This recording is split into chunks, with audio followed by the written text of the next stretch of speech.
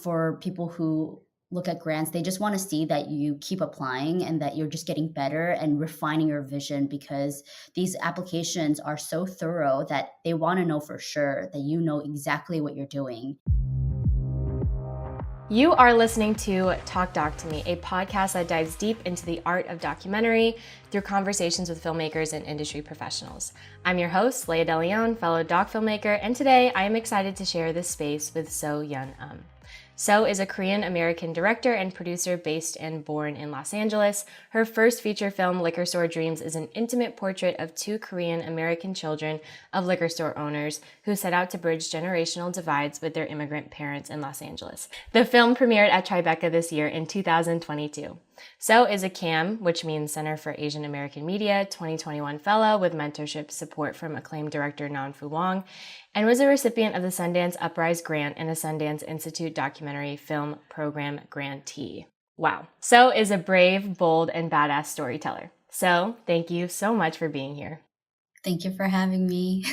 Yay. Okay, so we're going to kick it off with a game of this or that. Are you ready? Okay. Okay. Coffee or tea? Coffee. Documentary or narrative? Documentary. Woo, I knew that was going to be a tough one. That was a hard one, yeah. Mac or PC? Mac. Text or call? Call. Instagram or TikTok? TikTok. Sony or Canon? No preference. Okay, Yeah. Okay. Tequila or vodka? Oh, I don't drink, so I don't know. Okay. Okay, fantastic. Okay, now are you ready to talk doc to me? Yes. Okay, let's do it. Okay, so before Liquor Store Dreams was a feature, it was a short film. Both the short and the feature are deeply personal, and you star as a main character. What was the journey of involving yourself as a character you see on screen? Was that always your vision, or like how did it change over time? So I was part of this fellowship called Armed with a Camera Fellowship, which is by Visual Communications, which they host the Asian American Film Festival every year in LA. And I've been applying to that fellowship for a couple of years, and I think you have to have a concept ready. And I think after like the third try, I said, hey, maybe I should just do something that I've always wanted to do, and that seems a little bit more personal to me, and that is doable, accessible, just with given the budget and the time length.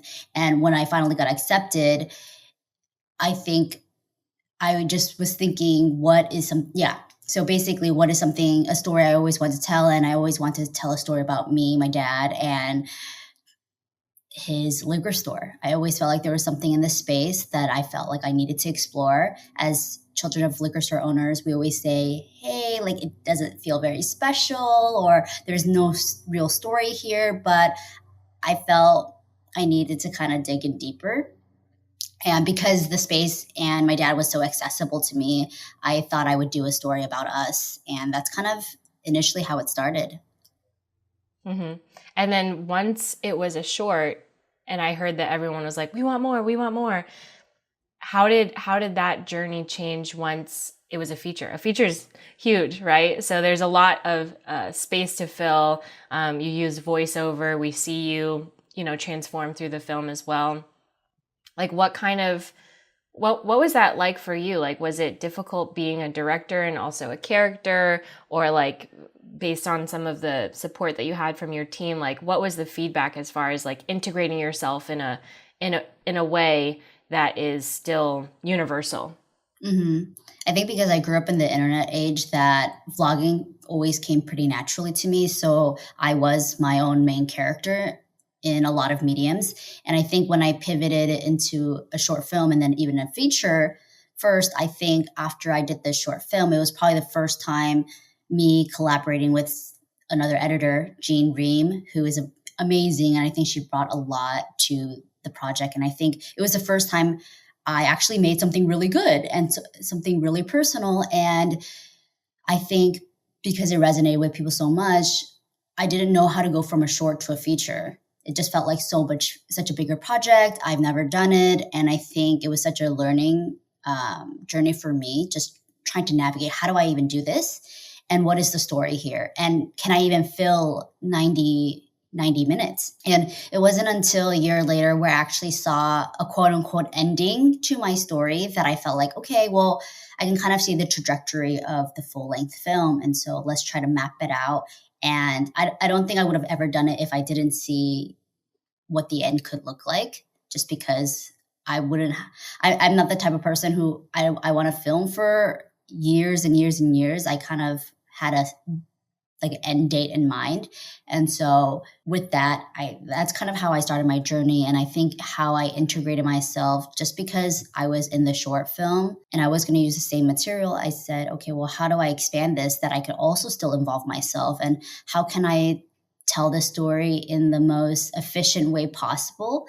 And I think the short was more verte. It was a little bit more natural. Whereas I felt like with the feature, I really had to pivot and provide so much backstory that I felt the need to actually narrate and do voiceover, which was really hard for me just because there was just so much to explain.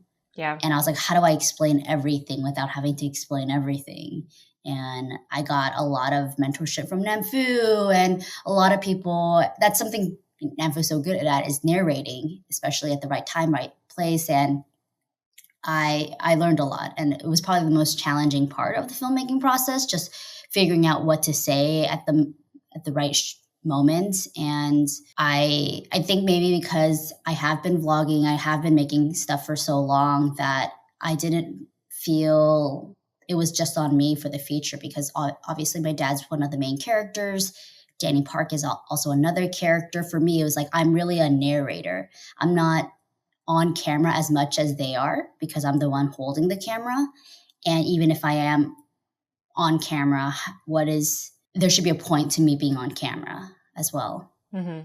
And what kind of advice did you get from Namfu, like as far as recording voiceover? Like what kind of tips did you learn doing this? Obviously it's hard because you want to say so much. So it's like, just say the most important thing that your audience needs to know at that time. And the thing with writing voiceovers is that you could just write excessively. And then it's like, if there's 5 sentences, how can you actually say it in 1 sentence? Or do you even need to, have that sentence at all? Can you just say it with the shot that you have? Show, not tell. And so it's like a combination of both. What can I relate to the audience that kind of sends both messages at the same time? I think a lot of documentary filmmakers at one point in their career, think about making a personal film or actually make a personal film, but not all are successful because it's hard sometimes to look outside yourself and kind of have that bird's eye perspective of how to make it universal and still yet deeply personal. What about your story did you find universal and needed in this space right now? As somebody who watches a lot of films, I think I didn't ever want to tell a story if it's been told before. So me having to watch every single documentary narrative that relates to the 92 LA uprisings or Korean American stories, what can I provide that will fit into the Korean American cinema canon? And I think I obviously got so much help from my editor, Christina Sun Kim, because she also provided an outsider perspective. Even though she's Korean American as well, she also grew up in Korea, so she kind of understands both my parents and myself. And because she also grew up in Texas, also has an outside view of what people in LA have been through and what we know. And I think just having collaborations like that and kind of thinking through the process of, well, our story is universal because at the end of the day, it is about America and our difficulties or conflicts with our parents. These are issues that we all tackle. And so even though we were really specific in our Korean American culture and journey, I think they always say the more specific it is, the more universal.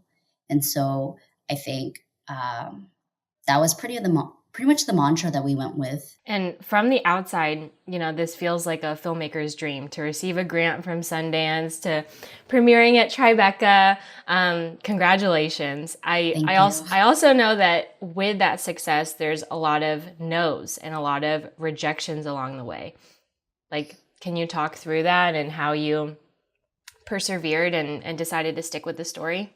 For sure. I think because I knew how important the story was to not just me, but to my people. And I knew that this was a story that would probably outlive me.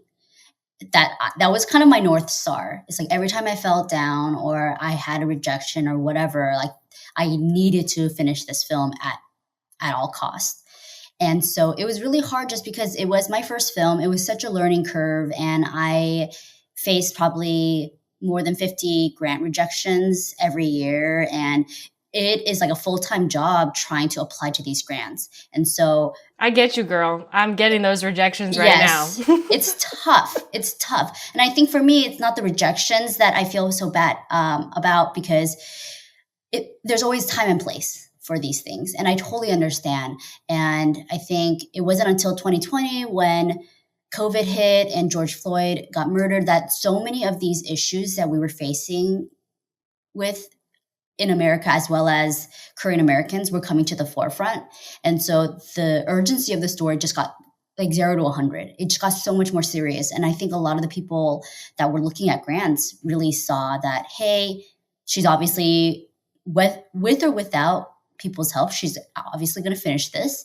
And that if we want to be part of it and we want to support, this is the right time to support it because it is this important. I think for people who look at grants, they just want to see that you keep applying and that you're just getting better and refining your vision because these applications are so thorough that they want to know for sure that you know exactly what you're doing and what you're going to use the money for, how you're going to fulfill your vision basically.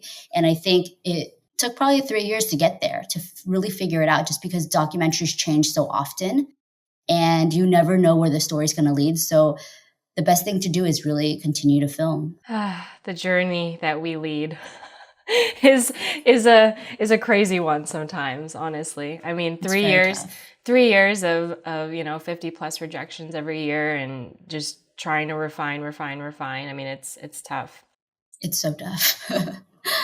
But it's good. It's good to hear stories like this because, on the other side, it can be disheartening sometimes, or like documentary filmmaking can be super lonely also at times. Can you talk about the team that you built and how they each helped form Liquor Store Dreams, or how you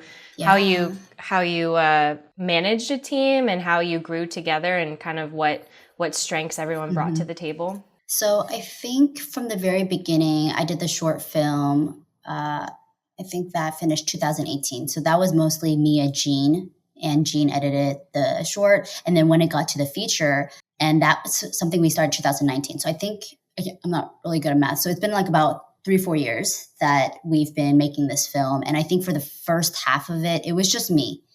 And I was producing, I was editing a little bit, and then directing, doing the crowdfunding campaign. I don't recommend doing everything by yourself, but it's also hard for me because I didn't have money to pay either me or somebody else. So I had to take on the burden to do every single thing. And until we crowdfunded and raised $30,000 and found an investor, that's when I brought Christina Sun Kim, my editor, on board. And then for a very long time, it was just us two. And then after we finally got the Sundance grant, this just became so much more serious that I felt like I needed somebody who was more business-minded, which Eddie Kim, who has done previous docu-series before, K-Town Role Models, and has been working in a lot of tech startups, that I needed somebody more business savvy than myself that will help me basically not get screwed over for just going forward and handling all the logistics, legal, things like that. So I always say work with people who are obviously better than you and that complement with you, because you are going to be in a relationship with this person day in, day out. You may fight. There's a lot, and it's very stressful. So you have to really build a strong team where you have the liberty and the space to call things out, and they can call you out. And so it's definitely a learning curve. But I think you can kind of feel like, hey, do we vibe? Can we be in this for the long haul? Because you don't want to bring on somebody and be like, ooh, actually, we're on a very different page. And some people might have very different goals in mind. And so I think just being transparent from the very beginning. And I think, so it was always bringing out people who can provide specific things. So if I'm really good at this one thing, I'm just going to do this.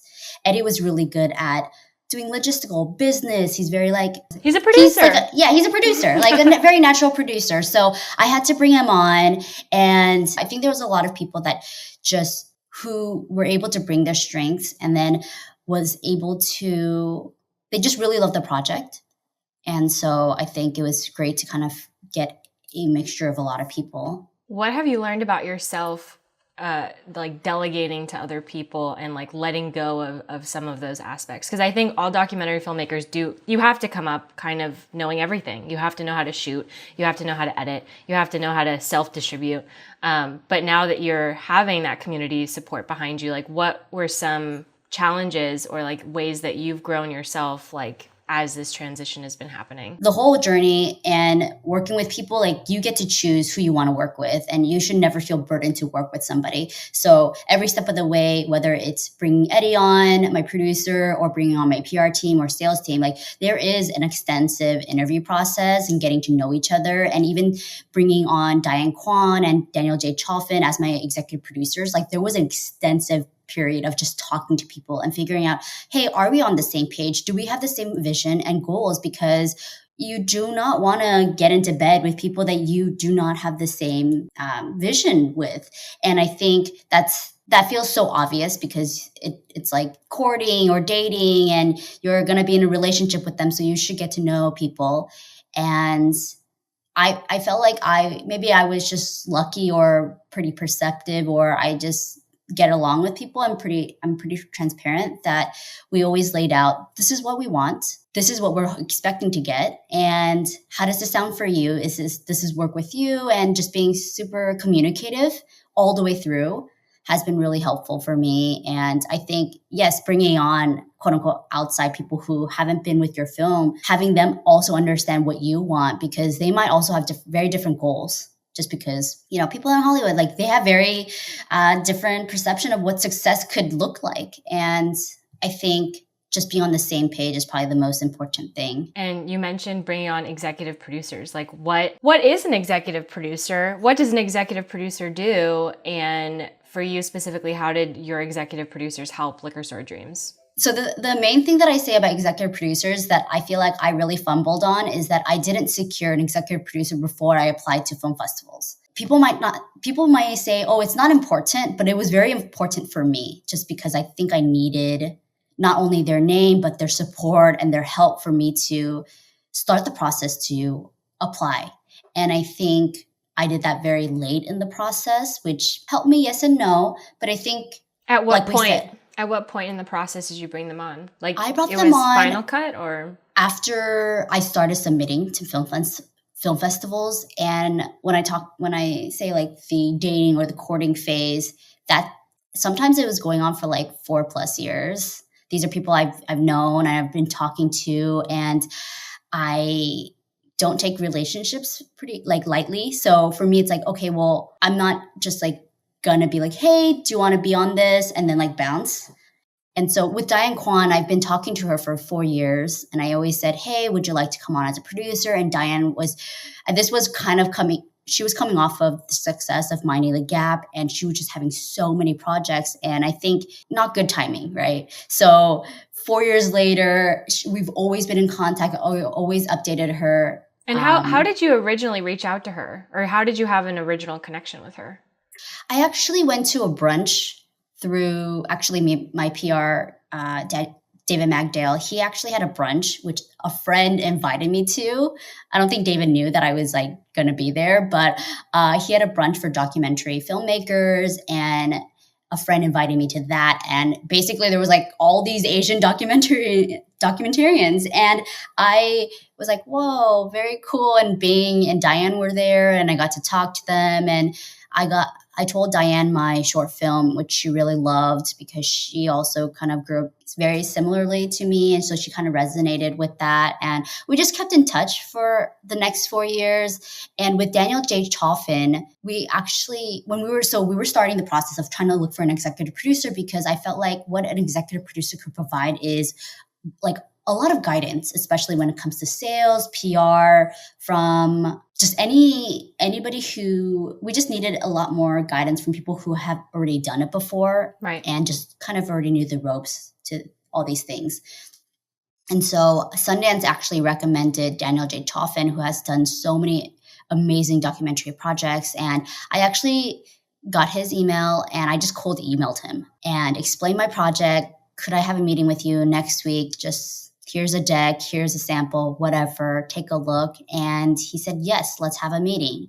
And I think talking a lot helped to, we kind of listed out, these are A, B, and C, D things that we would like from you, and this is what we can provide.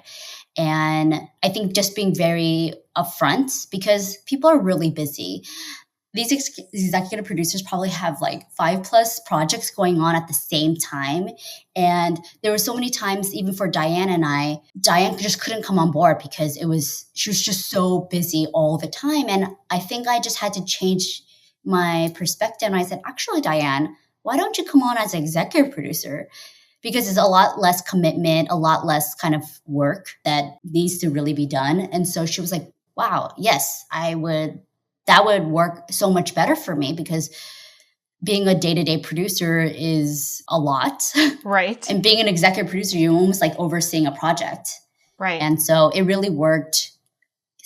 We were kind of the stars aligned, same place, same time, just everything worked out. And we fully brought them on probably maybe spring of this year, right before we got into Tribeca.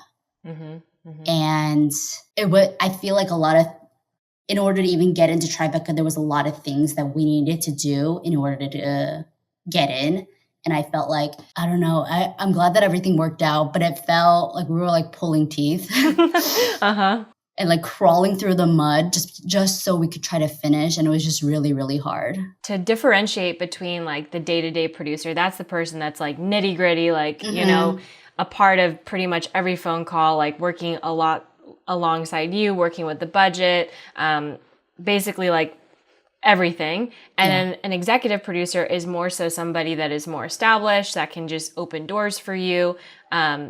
Sometimes I've been learning this as well too, but sometimes executive producers also invest into the film. Was this the case for you, or was it more so just mentorship? Mostly mentorship, because I already had other executive producers who invested money. So I think for me, it's all about delegating and figuring out individual roles, just because I didn't sure, it would have been great to have like so many investors be also executive producers. But I think for me, it was like, what can each person provide? And what are I say, always lean into your strengths and work with your strengths. So it's like, if you're good at this one thing, like that's exactly what I need help in. And so every person that was on my team, from Eddie to Laura to Angela, I think I delegated certain tasks because I knew that they'd be good at that one thing. And in the beginning, when you didn't have grant money, the conversations that you navigated saying like, do you want to be a part of this? Like, how did you navigate the money talk in regard, like when you didn't have grant money and it was still a what if? I think still then it was really hard for me, just because like nobody likes to ask for money. And luckily, one of my investors is Bearcat Content, and it was their first time investing. It was my first time having an investor. So like every part of this project it just worked out so perfectly. And they really believed in us and gave us money without strings attached. Basically, whether we sell it, we don't sell it, here's the money, make this. That was probably the easiest way to do it. I think obviously working with traditional investors is a little bit harder. And I think because I just didn't know how to navigate that space as easily, either I would refer to Eddie, who was a little bit more knowledgeable in that, whether he can talk to them, or I would mostly stick to grants, because grants are pretty straightforward and they kind of list out exactly what they need and what they'll give you. Right. Because I was going to say, like, investor makes it sound like, you have to have a return on investment, right? Like you have to, in order to take their money, you need to give them their money plus more. But it sounds like maybe that wasn't the case with Bearcat. Yeah, we were actually really fortunate just because it was their first endeavor and it was my first film. And I think they really believed in our project, that we came to an agreement where it was like no strings attached, go make it. And we would have never known from the very beginning that we would get the Sundance grant or even get in Tribeca. So it was, I think even for them, they're like, wow, this very little thing kind of became a lot bigger than they ever anticipated. Wow. So basically it was kind of like a grant in a way. It was like, I think that was one of the parts I was so fortunate in this experience, is that every single person that worked on my project, it just worked out. Everybody vibed and everybody was very communicative, and we were all like for this project, which is, I can't say that for every project, and you'll never really get an opportunity to really single-handedly pick every single person on your team. But if you do have the time to get to know them, like, do the work, because you do want everybody's support and everybody to all have the same goals. So let's say you're a first-time director like yourself, and you have like this project that you're super passionate about. You're excited. You've filmed some. You haven't raised any money yet, but you're starting to put together like a sample and starting to put together some writing materials to maybe cold email some people. What was that process like for you? And did you, like, what were the learnings? I'm sure that you had like different revisions and got feedback on like what makes a strong sample. Like what did you learn in that process, and what got you those meetings like that were just cold, where they watch a sample, they saw your treatment and they were like, yep, I'm going to take a meeting? Like, what was that difference, do you think? Probably clarity and directness, just because you don't want to be wishy-washy in your ask, and you knew exactly the film that you wanted to make. So I'm glad that the film that I created was exactly what I envisioned from the very beginning. I truly made no compromises, because I made it on my own terms, which not everybody is fortunate to get. But I think there's just a lot of work to be done in like really honing down your vision and knowing exactly what you want. Because there were so many iterations of the sample, and it wasn't until 2020 where I felt like, okay, well, what scares you? And you really have to go there, because that's something that the audience will also see too. And how do you translate what you're trying to say in the most, I guess, even with cinematically, but in the clearest way through visual form? And so I got to a place where my sample was actually pretty clear in what the scene was, what I want to say, and what the payoff is. And so when I applied, I think they really saw that. How long was your sample? Usually samples vary from different applications. So it can go from 20 minutes to 10 to 5. Some people might say, oh, I'm only going to watch 5 minutes. So it's like, okay, how can I entice them in the first 5 minutes and really tell them exactly what my story is? Because they'll also be reading your application as well as watching it. But I do think your sample is the clearest way to let people know exactly what your film is in its form, in its message, just how you're going to communicate. And so you specifically made like a specific sample for every grant that you applied to, essentially, that required it? Yes and no. I think you should always have a sample that you're always going to go with, depending on what their ask is and depending on what their length is. Because the hard part about writing grants all the time is that it takes a lot of time away from actually editing. You're editing for the grants. So you're like, oh, but I'm supposed to be actually editing, but I'm editing for the grant. It's just taking so much more time. But that's probably the hardest part in the grant writing process, just because you're trying to do both at the same time. And it sometimes it's just not possible. So things may or may not make sense, but I think you just have to work by scenes. Okay, what can I communicate in this 5-minute scene or 20-minute scene? And how can I show them what the arc is so they really understand? And for you specifically, for that sample, like the 5-minute sample that you had, what scene did you include? I think for the Sundance one, there was a recreation of a memory that I had in my liquor store that involved my dad and my mom. And it was kind of a very traumatic moment for me. So I think having them take a peek at what I went through, but also tell it in a way where they would enjoy to watch it as an audience.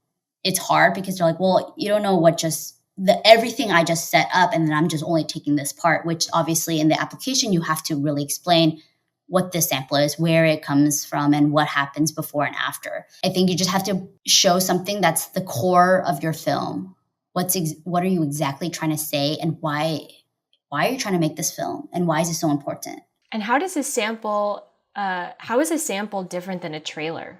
Because a trailer, I feel like, it's 1 minute, it's catchy, it's, makes you want to click, but a sample kind of gets more at the core. What was the difference in your like director's vision for the trailer versus the sample?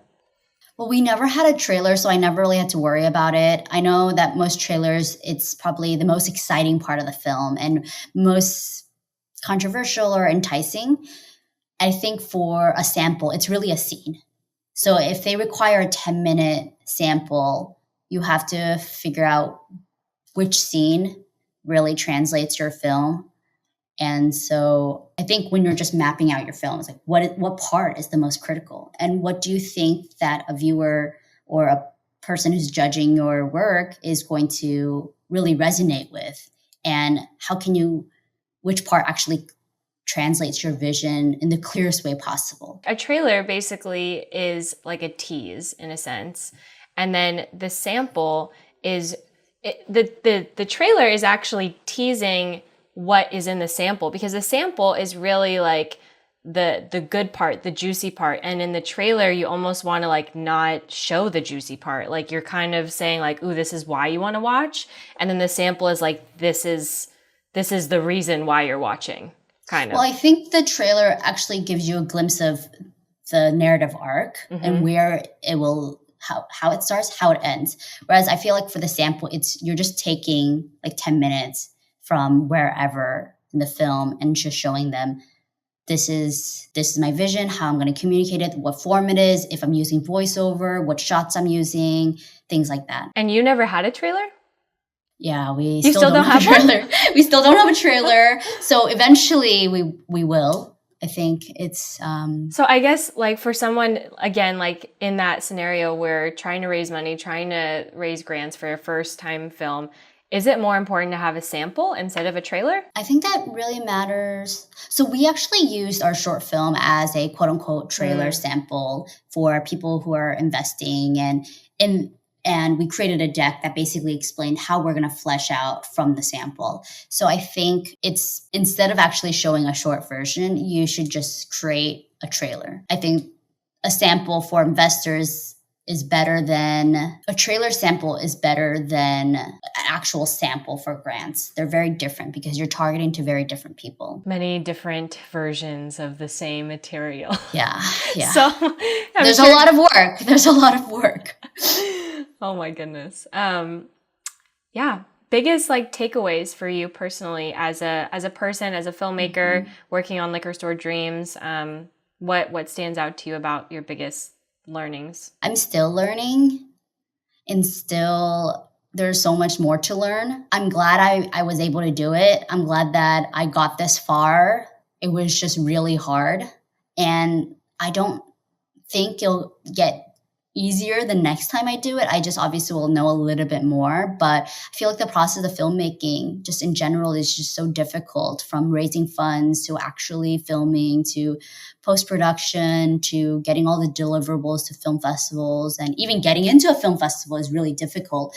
So I don't know. I definitely want to continue and explore stories that are very difficult, but I think it's hard to figure out how to, like, sustainability is a big question for me, just because it takes so much time to actually make something really, really good. I don't want to pump out things left and right just for the sake of content or films or whatever. So I think I want to be able to learn more sustainable practices that will help me in the long haul, because there's more stories to tell about our community, and without rest and actual funds, it's really hard to continue. And so I think kind of building that out, especially with documentaries, I feel like so many things blurs into whether things are done with consent or not. And then with your subjects as well, because your subjects could consent to being in the film, but when it comes out, it's a whole different journey for them. especially in the film festival side, and having people receive their story and most of the story is like so personal. So a lot of people feel like they know you and know the people in our film. And so it's like, how do we navigate even that? And so I think I'm continuing to just learn how to be a better documentarian, be a more ethical filmmaker, and create more sustainable practices. One other quick question that I forgot to ask. So one of the most poignant parts of the feature, I feel like, are your conversations, your candid conversations with your dad. Can you talk about, for somebody else, whether they're making a film about it or not, somebody that wants to approach their parent or a family member, a close friend, dealing with, topics of race and trauma and really hard topics, like what kind of advice do you have for people that need to have those conversations? I don't know who said this, but a lot of our parents went through so much that I don't think we can even scratch the surface of everything that they went through to make it in America. And so innately, sometimes your perspective could be coming from privilege. And I think you have to approach topics of race or anti-Blackness or whatever with your parents as if, like, talk to their inner child and give them the space to respond, because I think a lot of people aren't allowed that space to have that conversation. So a lot of people are like, they don't want to say something wrong, but it doesn't matter if they're saying something wrong because this is a safe space, and that you're trying to have conversations, even if they say something racist or slightly off. Instead of correcting them, I think it's really about, okay, continue the conversation and tell me exactly how you feel and why you feel like that, and then share your opinion. And I think a lot of our parents, because they came in with the mindset of let's just work hard, keep our head down, let's just do this and try to be successful, that they didn't come in knowing a lot of the history of America beforehand. So for them, it's probably really hard to grasp like the concept of white supremacy, how it's so ingrained in every aspect of our lives. They won't see it as that a lot of communities are actually disenfranchised, or they're in certain communities because of just economic whatever. And they don't really see the layers of everything underneath every interaction that they have and why things are the way that they are. Why are the communities in LA and the highways in certain places? Because they separate the rich from the poor. Like, there's so many things that in our history that really explain and break down these practices that have been upholding white supremacy and things like that. And it's hard to explain to our parents. So instead of obviously talking about white supremacy, I think you have to let them know exactly, I guess, the history and that they can't really they shouldn't be judging communities, or because they don't have the knowledge and they don't have the equipment and tools to really navigate, even talking about, even beyond race, they aren't given the tools to communicate properly without breaking down into anger. So how do you do that? And really talking to your parents as if they're children, in a sense, with a lot more empathy and kindness. Yeah. So they can try to get out what they want to say. And then that's like the main goal, is just for them to communicate. Because I think a lot of people will say something and people will immediately shut them down. Right. Which I totally get. But you cannot have productive conversations if you're constantly shutting each other up. Gotta have the safe space and just more empathy, right? Like just whatever goes, kind of set the stage for kindness and empathy, and actually like hash out what's underneath there. We're always so scared to even go there in the first place. And it comes from a lack of not knowing and a lack of education. So, I got chills. That's some good stuff. Amazing. Well, congratulations again. What does the next 5 years look for you? What else are you cooking up? Yeah. Well, I always thought I would actually do narrative films. But now I think, having done this doc, I actually want to do both. So I'm kind of going back on the drawing board with my narrative that I was writing before, Liquor Store Babies, Liquor Store Dreams, and trying to figure out, how do I make it better? And I'm really open. I think I'm so flexible that I just love the medium of entertainment and storytelling, that whether it's documentaries, narratives, or TV shows, I kind of want to be able to do it all. And so I'm really excited what the next 5 years will hold for me, whether it's me just being a producer or actually being a director, because there are so many stories. But I want to be pretty selective, just because there's a lot of stories that I feel like have not been told, especially from a female perspective, that, yeah, they should be told. Amazing. Where can our audience find you? I'm on socials, on all of them. I just got into TikTok, which I really love. So that's been really fun. But I think you can find me on Twitter, Letterboxd, Instagram, Facebook, whatever. What's Letterboxd? Oh, Letterboxd is it basically you chronicle every film that you watch. Oh, wow. So I watch movies pretty often. So and I can't remember everything I've watched, so I'll just log everybody. Yeah. Fun. Amazing. Well, thank you so much, So, for being on the podcast. I had such a great time talking with you about Liquor Store Dreams, and I'm excited to have you on this podcast, and I know that everyone is going to benefit from hearing this. So, thank you for having me. This was really good. That is a wrap on today's episode. Thank you so much for listening. If you like what you heard, please leave us a review and share it with a friend. If you are a doc filmmaker and love talking doc, then you should join our doc club. All the info and all the links will be in the show notes. Take care, and I will see you next time.